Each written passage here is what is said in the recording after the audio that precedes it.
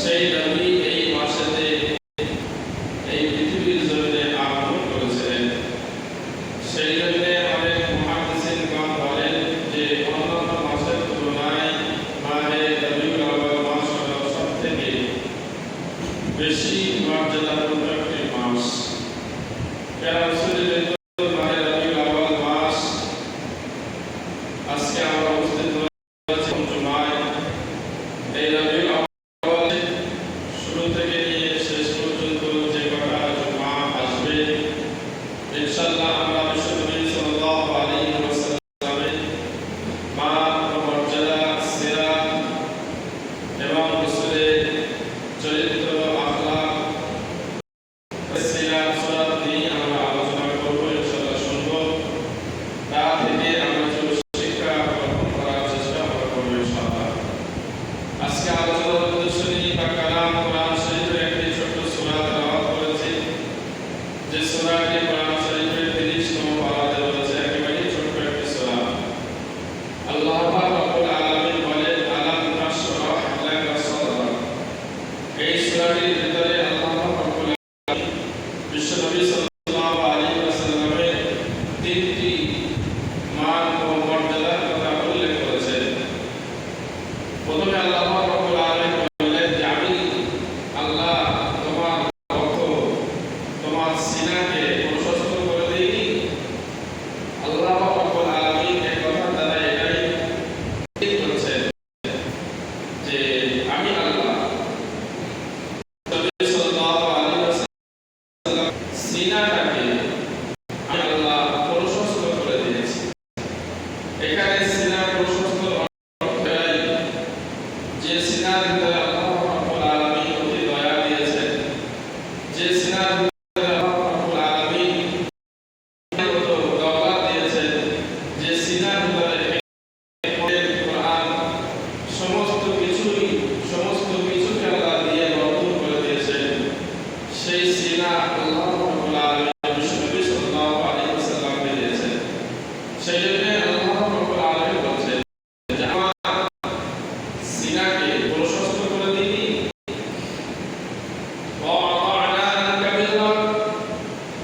এবং তোমার উপর থেকে বোঝটাকে আমি কি হালকা করে দিইনি। যে বোঝটা তোমার উপরে ছিল, যে বোঝটা থাকার কারণে তোমার মাজাটা ভেঙে যাচ্ছিল, মাজাটা নিচু হয়ে যাচ্ছিল, সেই বোঝটা আমি আল্লাহই তোমার জন্য হালকা করে দিয়েছি। এবং 3 নম্বরে আল্লাহ রাব্বুল আলামিন বলেছেন যে রাফা'না লাকা যিকরাক। আমি আল্লাহ তোমার মান ও মর্যাদাকে, সম্মানকে সবথেকে উচ্চ মাকাম দিয়েছি। প্যারা হাজির বিশ্বনবী সাল্লাল্লাহু আলাইহি ওয়াসাল্লামের এই 3টি মান ও মর্যাদা বোঝার জন্য বিশ্বনবী সাল্লাল্লাহু আলাইহি ওয়াসাল্লামের জীবনের শুরু থেকে নিয়ে রাসূল পাক সাল্লাল্লাহু আলাইহি ওয়াসাল্লামের জীবনের শেষ পর্যন্ত আমাদের জানা এবং বোঝা অত্যন্ত জরুরি। তাহলে আমরা কোরআন শরীফের এই সূরার এই প্রথম 3টি আয়াতের মান ও মর্যাদা আল্লাহ আমাদের দিয়েছেন, সেটা আমরা খুবই সহজে বুঝতে পারব। আমরা সকলে জানি বিশ্বনবী সাল্লাল্লাহু আলাইহি ওয়াসাল্লামকে আল্লাহ পাক রব্বুল আলামিন এই ধরার জমিনে পাঠিয়েছিলেন রবিউল আউয়াল মাসের 12 তারিখ। কোন ঐতিহাসিক বলেছেন যে বিশ্বনবী সাল্লাল্লাহু আলাইহি ওয়াসাল্লাম এই ধরার জমিনে আগমন করেছিলেন রবিউল আউয়াল মাসের 9 তারিখ। কোন ঐতিহাসিক বলেছেন রবিউল আউয়াল মাসের 2 তারিখ। কোন ঐতিহাসিক বলেছেন রবিউল আউয়াল মাসের 8 তারিখ। এরকম বেশ কয়েকটি মত বিশ্বনবী সাল্লাল্লাহু আলাইহি ওয়াসাল্লামের আগমন কেন্দ্রে রয়েছে। তবে সবথেকে প্রসিদ্ধ মত হলো 12 রবিউল আউয়াল, আর সবথেকে গ্রহণযোগ্য মত হলো 9 রবিউল আউয়াল বিশ্বনবী সাল্লাল্লাহু আলাইহি ওয়াসাল্লামের এই ধরার জমিনে আগমন করেছে। এই 9 রবিউল আউয়াল এই মতটি প্রকাশ করেছে আল-রাহিবুল মাকতুম বলে একটি বিশ্বনবী সাল্লাল্লাহু আলাইহি ওয়াসাল্লামের সিরাত গ্রন্থ রয়েছে। সেই আল-রাহিবুল মাকতুম কিতাবের ফাতি 9 রবিউল আউয়াল থেকে তিনি গ্রহণ করেছেন। এই আল-রাহিবুল মাকতুম এমন একটি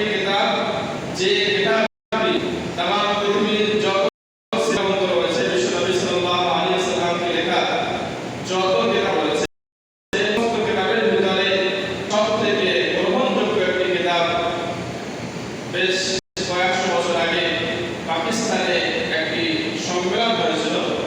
সেই সম্মেলনে, সেই কিতাব সম্মেলনের ভিতরে এক নম্বর যে কিতাবটাকে গ্রহণযোগ্য দেওয়া হয়েছিল সেই গ্রন্থটা হলো আর-রাহিকুল মাকতুম। এই আর-রাহিকুল মাকতুম কিতাবের ভিতরে ৯ রবিউল আউয়ালটাকে গ্রহণ করা হয়েছে, যে বিশ্বনবী সাল্লাল্লাহু আলাইহি ওয়াসাল্লাম এই পৃথিবীর জমিনে আগমন করেছিলেন ৯ রবিউল আউয়াল। তবে ১২ আছে যে মতটা তামাম পৃথিবীতে প্রসিদ্ধ বেশি লাভ করেছে। যেটা হলো আল্লাহ পাক রব্বুল আলামিন খুব বেশি ভালো জানেন। আমরা ১২ রবিউল আউয়ালটাকে আমরা উদযাপন করে থাকি এবং সেই দিনে আমরা বিশ্বনবী সাল্লাল্লাহু আলাইহি ওয়াসাল্লামকে খুব বেশি স্মরণ করে থাকি। তো যাই হোক, বিশ্বনবী সাল্লাল্লাহু আলাইহি ওয়াসাল্লামের আগমন থেকে নিয়ে রাসূলের দুনিয়া থেকে যাওয়া সব কিছুই আমার আপনার জন্য নিয়ামত। বিশ্বনবী সাল্লাল্লাহু আলাইহি ওয়াসাল্লাম দুনিয়া জমিনে আসার আগে থেকে নিয়ে আল্লাহ রাব্বুল আলামিন বিশ্বনবীর আগমনের সুসংবাদ একের পর এক আল্লাহ রাব্বুল আলামিন বিভিন্ন নবী রাসূলদের মাধ্যম দিয়ে আল্লাহ জানিয়েছিলেন। শুধু তাই নয়, আমরা সকলে জানি যখন আমরা রূহের জগতে ছিলাম, সেই রূহের জগতে আল্লাহ রাব্বুল আলামিন আমাদের সকলকে এক জায়গায় করে আল্লাহ জিজ্ঞাসা করেছিলেন, আলাস্তু বিরাব্বিকুম, আমি কি তোমাদের প্রভু নয়? আমরা সকলেই সেদিন বলেছিলাম, ক্বালু বালা শাহিদনা, অবশ্যই আপনি আমাদের প্রভু, আপনি আমাদের কর্তা, আপনি আমাদের খালিক, আপনি আমাদের মালিক। প্রিয় হাজিরিন, এই যে সম্মেলন হয়েছিল, এই সম্মেলনের আরেকটি সম্মেলন হয়েছিল, যে সম্মেলনটা রূহের জগতে শুধুমাত্র নবী রাসূলগণকেই সেখানে উপস্থিত করানো হয়েছিল। আল্লাহ রাব্বুল আলামিন জমিনে ১,০০,০০০ মতান্তরে ২,২৪,০০০ নবী রাসূলকে দুনিয়াতে পাঠিয়েছেন। সেই ১,২৪,০০০ নবী রাসূল যখন রূহের জগতে ছিলেন, সমস্ত রূহকে এক করে আমার আপনার নবীর রূহটাকে সামনে দিয়ে সমস্ত নবীদের কাছ থেকে সাক্ষ্য নিয়েছিলেন যে তোমরা কি সাক্ষ্য দেবে না? আজকে এই যে রূহটাকে তোমাদের সামনে পরিষ্কার করা হচ্ছে, ইনি হবেন তোমাদের নেতা, ইনি হবেন তোমাদের ইমাম, ইনি হবেন তোমাদের সরদার। তোমরা কি স্বীকার করছো? সমস্ত রূহরা বললেন যে হ্যাঁ, অবশ্যই আল্লাহ, আমরা স্বীকার করছি যে ইনি হবেন নবীদের আম্বিয়া, নবী কুলের সেরা নবী, নবী কুলের ইমাম, ইনি হবেন বিশ্বনবী সাল্লাল্লাহু আলাইহি ওয়াসাল্লাম। প্রিয় হাজিরিন, সেই দিন আল্লাহ রাব্বুল আলামিন সমস্ত নবীদের রূহকে সম্বোধন করে বলেছিলেন, তোমরা যখন দুনিয়াতে যাবে, তোমরা গিয়ে আমার হাবিব পেয়ারা নবী সাল্লাল্লাহু আলাইহি ওয়াসাল্লামের মান মর্যাদা সম্পর্কে তোমার উম্মতদেরকে তোমরা জানাবে এবং আমার এই নবী মুহাম্মদ দুনিয়াতে আসবেন তার আগমনের সুসংবাদ তোমরা তোমাদের উম্মতদেরকে জানিয়ে দেবে। সেই জন্যই শুরুর যে নবী আদম আলাইহিস সালাম থেকে আর নবী ঈসা আলাইহিস সালাম পর্যন্ত যত নবী, যত রাসূল দুনিয়াতে এসেছেন, সমস্ত নবী, সমস্ত রাসূল তারা বিশ্বনবী সাল্লাল্লাহু আলাইহি ওয়াসাল্লামের আগমনের সুসংবাদ তার উম্মতদের জানিয়ে গেছেন। শুধু তাই নয়, বিশ্বনবী সাল্লাল্লাহু আলাইহি ওয়াসাল্লামের পরদাদা যাকে বলা হয়, নবী ইব্রাহিম আলাইহিস সালাম, তিনি আল্লাহ পাকের কাছে দোয়া চেয়েছিলেন। আল্লাহ রাব্বুল আলামিন নবী ইব্রাহিম আলাইহিস সালামকে যখন কাবা ঘর নির্মাণ করার আদেশ দিয়েছিলেন, কাবা ঘর কমপ্লিট হয়ে যাওয়ার পরে নবী ইব্রাহিম আলাইহিস সালাম একটি পাহাড়ে দাঁড়িয়ে আল্লাহকে বলেছিলেন, আল্লাহ, আমি আপনার কাছে কয়েকটি দোয়া চাই। যে ঘর আপনি আমাকে তৈরি করতে বলেছেন, সেই ঘর আমি তৈরি করেছি, আপনার আদেশ আমি মেনে নিয়েছি। তবে আপনার কাছে দাবি হলো এটাই, যেমন একজন নবী, এমন একজন রাসূল আপনি এই জায়গাতে পাঠান, যে নবী কোরআন তেলাওয়াত করবে, যে নবী কোরআন তেলাওয়াত করে আপনার বান্দা বান্দীকে শোনাবে, আর সেই কোরআন তেলাওয়াত শুনে মুক্ত হয়ে মানুষ দলে দলে ইসলামের সুশীতল ছায়াতলে আশ্রয় গ্রহণ করবে। আল্লাহ রাব্বুল আলামিন সেই কথাই কোরআন শরীফের সূরাতুল কাহফে বলেছেন, ইযা জাআ নাসরুল্লাহি ওয়াল ফাতহ আরাআইতা আন-নাসা ইয়াদখুলুনা ফী দীনিল্লাহি আফওয়াজা ফাসাব্বিহ বিহামদি রাব্বিকা ওয়াস্তাগফিরহু ইন্নাহু কানা তাওয়াবা। হে নবী, আপনি যখন আমার সাহায্য আপনার কাছে নেমে আসবে, দলে দলে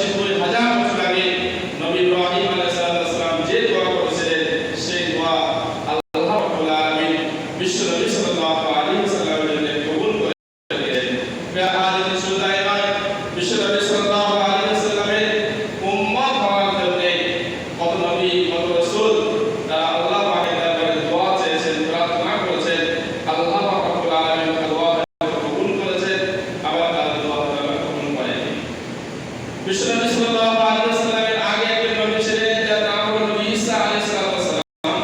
নবী ঈসা আলাইহিস সালাম আর আমার আপনার নবী, এই দুইয়ের মাঝে আল্লাহ রাব্বুল আলামিন আর কোনো নবী পাঠাননি। নবী ঈসা আলাইহিস সালাম দুনিয়া থেকে আসমানে উঠে যাওয়ার পর থেকে নিয়ে বিশ্ব নবী সাল্লাল্লাহু আলাইহি ওয়াসাল্লাম দুনিয়াতে আসা এই সময় পর্যন্ত 570 বছর কেটে গেছে। এই 570 বছর আল্লাহ রাব্বুল আলামিন আর কোনো নবী রাসূল দুনিয়াতে পাঠাননি। তো নবী ঈসা আলাইহিস সালাম আল্লাহ পাকের কাছে দোয়া চেয়েছিলেন।